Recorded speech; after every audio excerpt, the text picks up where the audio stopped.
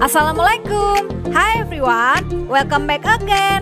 Kali ini Mimin akan kembali merangkum sebuah alur film yang berjudul Sweet and Sour yang dirilis pada 1 Juni 2021. Film yang disutradarai oleh Lee Jae-byuk ini selain dibintangi Jang Ki-young sebagai Jang Hyuk, juga diperankan oleh Kai So-bin sebagai Da-eun dan Crystal Jung sebagai Han Bo-young.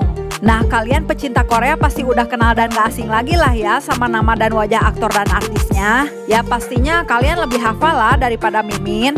Ya gak sih? Ya kan? Ya dong, pastikan, pasti dong.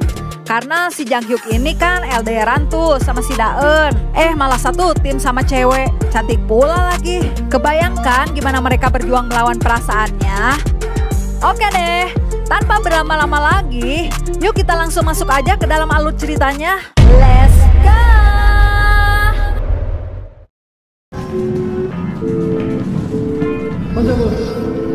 Cerita dimulai, terlihat seorang pasien lelaki gendut yang mengidap penyakit konengen atau hepatitis sedang dirawat di rumah sakit. Hyuk yang awalnya kesal dan merasa kesepian karena dikucilkan karena penyakit yang dideritanya, tiba-tiba merasa senang karena dirawat oleh suster gelis di rumah sakit itu yang bernama Da-eun.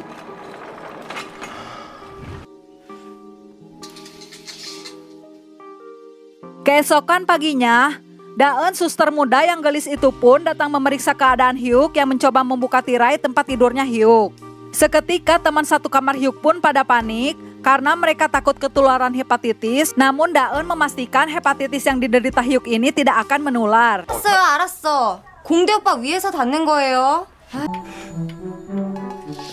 Hari demi hari Hyuk lalui di rumah sakit. Hyuk merasa bosan dan mencari di mana Da-eun. Hyuk mendorong roda infusannya keluar menuju ke tangga darurat dan ternyata Hyuk menemukan Da-eun yang sedang merokok. Da-eun pun rewas, dikiranya dia kanyahoan, namun ternyata yang datang itu hanyalah Hyuk. Lalu Da-eun pun melanjutkan merokoknya dengan santai. 공대 오빠 취직은 했다고 했나요? 정규직? Ketika Hyuk dan Da-eun sedang asyik ngobrol, namun tiba-tiba suster senior galak pun datang dan bertanya siapa yang merokok. Da-eun pun spontan menyalahi Hyuk agar seolah-olah kalau Hyuklah yang merokok, dan dengan polosnya Hyuk pun menerima perlakuan Da-eun tersebut. 지금 여기서 담배 피우시면 어떡해요? Keesokan paginya, Da-eun mendatangi Hyuk dan mengucapkan hatur nuhun telah menyelamatinya soal kejadian semalam. Singkat cerita, malam pun tiba. Da-eun yang mendatangi tempat tidurnya Hyuk, namun Da-eun yang kecapean bukannya melakukan tindakan pengobatan, malah numpang tidur saja. Da-eun pun terbangun, kemudian bergegas pergi karena takut ketahuan, bahkan dia belum tidur dalam 1 menit. Kemudian scene berpindah di mana Hyuk yang sedang ketahuan merokok oleh Da-eun, lalu Hyuk pun dicarekan dan disuruh balik ke kamarnya. Karena Hyuk tahu kalau Da-eun marah kepadanya, Hyuk menyampaikan perkataannya lewat ketikan di HP saja. Mulai yang berjanji untuk tidak merokok lagi, memberikan jeruk, dan menyuruh Da-eun tidur di dekatnya. Kemudian Hyuk pun akan membangunkannya. Sejak saat itu Da-eun pun bisa tidur lebih lama lagi, bahkan berbagi tempat tidur dengan Hyuk. Lumayan lah ya gengs untuk memulihkan tenaga si Da-eun yang sehari-hari lembur terus. Saat itu juga, Hyuk pun lebih sering memanggil Da-eun dengan alasan ada yang dibutuhkan, sampai-sampai perawat tua senior yang jutek dan galak itu pun heran. Da-eun pun membawa Hyuk keluar, dan Hyuk bilang kepada perawat senior itu untuk mencari udara segar, padahal Hyuk ingin berduaan dengan Da-eun. Merasa diberi perhatian lebih oleh Da-eun, Hyuk pun terbawa perasaan dengannya. Hyuk melakukan hal yang membuat Da-eun senang. Hubungan mereka pun semakin dekat, hingga suatu saat tiba-tiba Da-eun mulai menjauh. Hyuk yang selalu ingin melihat dan bertemu Da-eun tidak ingin keluar dari rumah sakit meskipun dirinya sudah sembuh. Malah Hyuk ingin memperpanjang waktu rawat inapnya, namun dokter tak mengizinkan. Tapi dengan terpaksa Hyuk pun harus pulang. 그냥 모레 퇴원하는 걸로 하죠. Di hari kepulangan Hyuk, Hyuk pun tak bertemu dengan pujaan hatinya Da-eun. Hyuk yang sangat rindu dan gelisah kepikiran Da-eun, keesokan harinya Hyuk kembali ke rumah sakit untuk mencari kontak Da-eun secara diam-diam. Nomor telepon Da-eun pun berhasil Hyuk temukan, namun saja kurang beberapa angka dikarenakan Hyuk yang kepergok suster tua galak senior itu, jadi Hyuk tak sempat mencatatnya, hanya sempat menghafalnya. Sesampainya di rumah, ratusan kali Hyuk pun menulis dan mencoba segala nomor yang dihafalnya, tak ada satupun yang benar. Ketika Hyuk mencoba untuk terakhir kalinya, akhirnya benar juga dan Da-eun pun menjawabnya. Da-eun menjelaskan kepada Hyuk kemana dia kemarin, Daeun pun menjawab sedang sakit dan mengambil cuti. Daeun menyuruh Hyuk ke rumahnya. Dengan senang hati Hyuk pun langsung capcus membawa kabur mobil ayahnya ke rumah Daeun. Setibanya di rumah Daeun, Hyuk yang polos disuruh duduk tepat di sebelah kasurnya Daeun dan Daeun melarang Hyuk untuk pulang.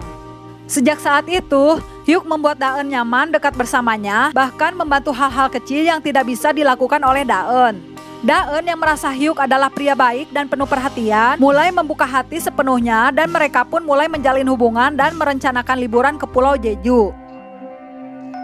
아는 사람이 제주도 여행권 넘긴다는데 같이 갈래요? Di bandara ketika akan berangkat liburan, Daeun ingin memberikan kejutan untuk Hyuk dengan memberikan sepatu kembaran dengan Daeun. Hyuk yang belum mempunyai pekerjaan tetap dan merasa diri kalau fisik dan penampilannya kurang keren karena gendut, ingin cepat kurus dan membanggakan Daeun.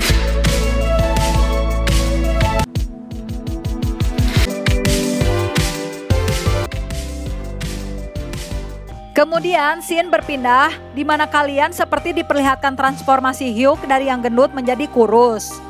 Hyuk sudah mendapatkan pekerjaan di perusahaan konstruksi sebagai pegawai kontrak, akan dipindah tugaskan ke perusahaan baru yang lebih besar di luar kota agar karirnya bisa meningkat. Hyuk yang tidak mau menyia-nyiakan kesempatan itu setuju dengan kepindahannya tanpa diskusi dengan Daeun. Daeun pun tampak sedih ketika Hyuk mengabarkan berita itu karena jarak perusahaan baru dengan rumah mereka sangatlah jauh. Karena Daeun ingin mensupport impian Hyuk kekasihnya, akhirnya Daeun pun merestui. 그러니까 부장님이 나한테 간절히 부탁을 하더라고. 너무 좋은 왜? 가지 말까? 잘 됐네. Sebelum mulai kerja di perusahaan baru, Hyuk memberikan cincin kepada Daeun dan berjanji untuk mengusahakan pulang setiap hari demi menemui Daeun. Kemudian scene berpindah ketika Hyuk berada di kantor barunya, ia pun dikenalkan kepada bos besarnya dan ternyata ada salah satu rekan kerjanya yang ditugaskan juga ke perusahaan itu. Rekan kerja Hyuk tersebut adalah seorang AWW gelis bernama Han Boyoung. Entah kenapa dia selalu cemberut kalau melihat Jang Hyuk. Boyoung menganggap Hyuk adalah musuh. Ia memanfaatkan kepolosan Hyuk agar kinerjanya Hyuk jelek. Ketika pulang kerja, Hyuk bercerita tentang AWW itu kepada Daeun. Daeun pun hanya menyemangatinya saja. Singkat cerita, pagi pun tiba. Di hari kedua Hyuk bekerja, ia bermaksud mentraktir kopi untuk teman-teman satu ruangannya. Namun Han Boyoung, si AWW rekan kerja teman baru Hyuk itu, mencari perhatian kepada teman-teman lain dan atasan dengan membagikan kopi tersebut yang sebenarnya Hyuk yang membelinya. Hyuk langsung menegurnya di meja kerja. Han Boyoung pun memberi alasan kalau dia hanya membantu Hyuk saja. Keesokan harinya, saat Hyuk tiba di meja kerjanya, Han Boyoung teman kerja Hyuk itu menghampiri Hyuk yang sedang mendesain jembatan, padahal tak ada perintah mengenai itu ketika rapat. Hyuk ditegur atasannya karena mendesain jembatan sendiri. Hyuk pun sangat kesal dan bercerita kembali kepada Daeun di rumah. Hyuk yang menyadari itu dan memikirkan cara balas dendam kepada Boyoung. Singkat cerita, bos besar melihat hasil desain dan menanyakan siapa yang membuat. Boyoung mengangkat tangan dan bos pun memujinya. Namun, Hyuk mematahkan hasil desain itu dengan mengatakan rawan hancur ketika banjir. Bos pun langsung menyuruh mereka berdua saja untuk memperbaikinya. 뉴페이스 두 분이 해보는 건 어때요? 리틀 타임만 주시면은 어게인에서 아주 퍼플. Hyuk pun lembur dan selalu pulang larut malam karena proyek itu, dan Boyoung pun bahkan juga tak pulang.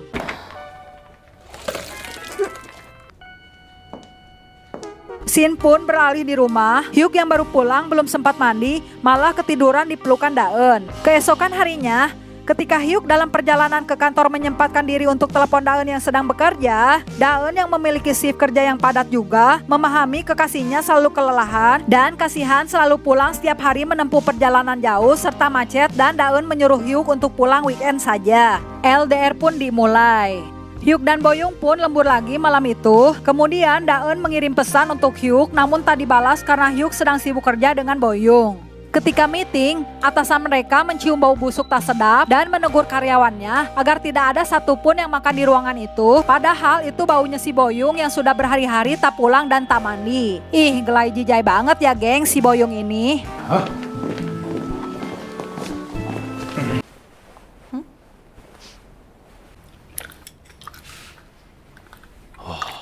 Di hari presentasi, Hyuk dan Boyoung dipuji atasan karena hasil desain mereka yang sangat bagus dan memuaskan. Boyung mengajak Hyuk merayakannya dengan makan berdua. Hyuk pun menyuruh Boyung untuk mandi dulu sambil menutup hidungnya. Kemudian scene berlanjut ketika seluruh karyawan kantor makan siang. Hyuk yang duduk di meja berbeda sesekali melirik mencuri perhatian kepada Boyung. Hyuk dan Boyung dipanggil oleh atasannya. Boyung yang sifatnya urakan menuangkan minuman untuk atasannya, namun Hyuk pun yang meminta maaf atas sikap Boyung tersebut. Setibanya di rumah, Hyuk menelpon Daeun yang ternyata jadwal liburnya diganti oleh kepala perawat. Daeun pun meminta maaf dan meminta tolong kepada Hyuk untuk menggantikan bola lampu, namun Hyuk menundanya dan malah tidur. 내일 하자. 못하겠어 지금. Keesokan harinya, di kantor Hyuk dan Boyung ditawarkan atasannya untuk mengerjakan tim lain. Mereka pun akhirnya lembur lagi. Hyuk mengechat Daeun mengabarkan tidak bisa pulang malam itu karena hanya bekerja berdua dengan Boyung. Di sisi lain, Daeun mengingatkan sesibuk apapun Hyuk usahakan untuk pulang. Daeun pun terus kepikiran Hyuk. Hari demi hari dilalui oleh Hyuk dan Boyung. Sepertinya Hyuk mulai menyukai Boyung.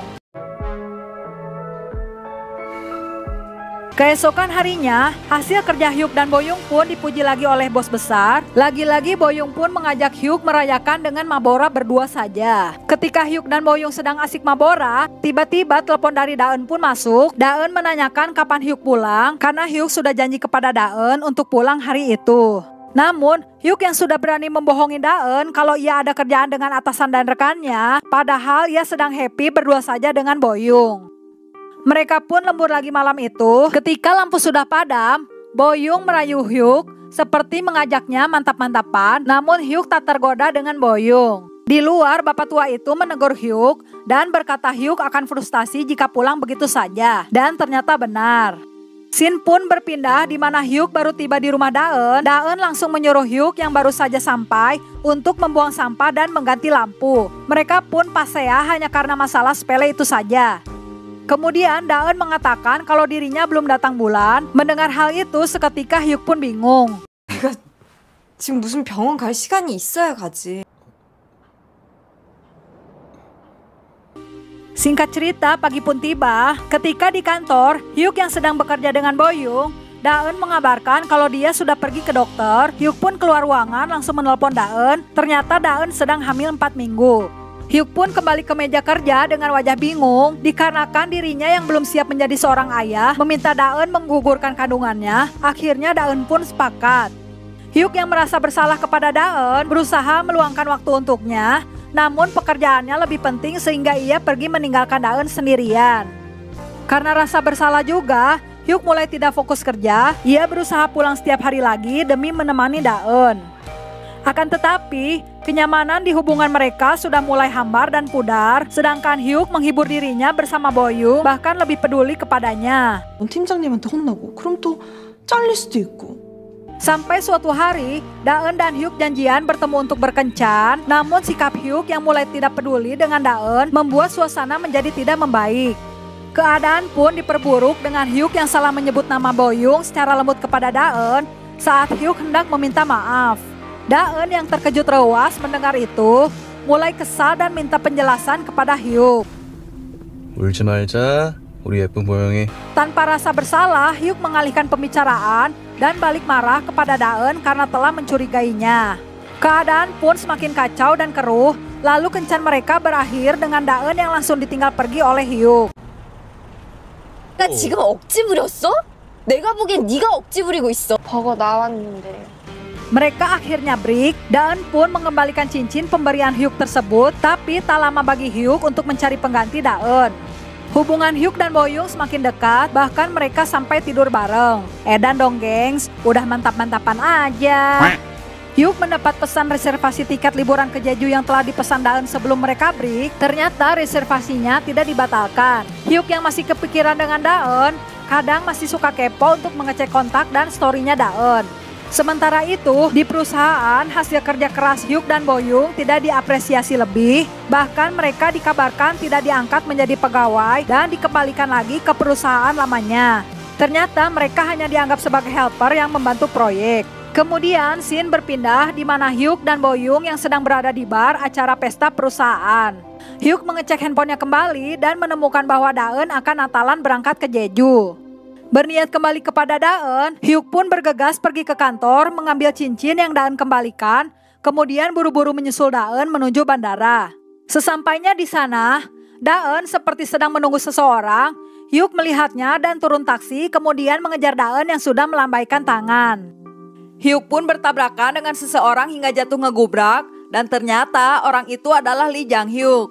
Sesungguhnya bukan Lee Jong Hyuk yang berubah jadi kurus, gengs. Namun kenyataannya dua lelaki ini adalah dua orang yang berbeda. Dikarenakan nama panggilan mereka sama, kita panggil aja Hyuk Kurus dan Hyuk Boha ya gengs, biar nggak liar. Sesampainya di bandara, Hyuk Kurus melihat Daeun sudah memiliki kekasih lain. Dialah Hyuk Boha yang selalu ada untuknya, bahkan menghilangkan rasa kesepian Daeun. Nah gengs, Hyuk Boha inilah yang ada di awal film. Ya bisa dikatakan cerita yang ditampilkan di awal adalah side story-nya si Daeun saat hubungannya dengan Hyuk Kurus memburuk. Hyuk Boha yang memberi perhatian penuh ke Daeun membuat Daeun terharu senang, akhirnya mereka berpacaran. Daeun berpacaran dengan Hyuk Kurus sudah cukup lama. Ketika Daeun ditinggal selingkuh oleh Hyuk Kurus, Hyuk Boha mengejar dan PDKT pada saat 3 bulan yang lalu dirawat di rumah sakit oleh Daeun. Dengan mencari kenyamanan pada orang lain, saat Hyuk Kurus dan Daeun masih memiliki status pacaran. Intinya si Hyuk Kurus ini dan si Daeun sama-sama selingkuh ya gengs. Saat Daeun memeluk Hyuk Boha, itu adalah saat Daeun sudah ditinggal pergi oleh Hyuk Kurus.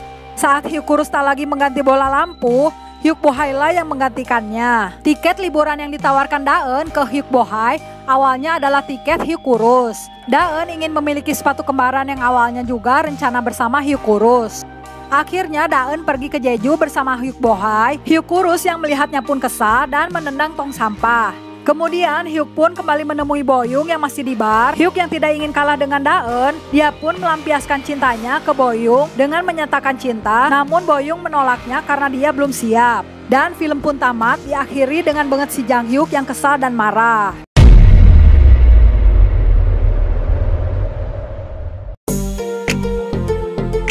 Nah, gimana nih gengs menurut kalian? Kalau menurut Mimin sih, secara keseluruhan alur filmnya tuh benar-benar nggak disangka-sangka ya gengs. Karena siapa yang ngira coba? Kalau ternyata cowok yang gendut itu merupakan cowok yang berbeda. Ulala, drakor kalau untuk masalah alur cerita memang benar-benar the best, nggak bisa ditebak ya gengs. Oke deh gengs, sekian dulu dari Mimin. Jika kalian suka dengan video ini, jangan lupa untuk like dan share ke teman-teman kalian juga ya. Dan kemungkinan untuk kedepannya Mimin akan rajin upload konten kayak gini loh. Jadi stay tune terus ya kesayangan Mimin. Dah. Wassalamualaikum.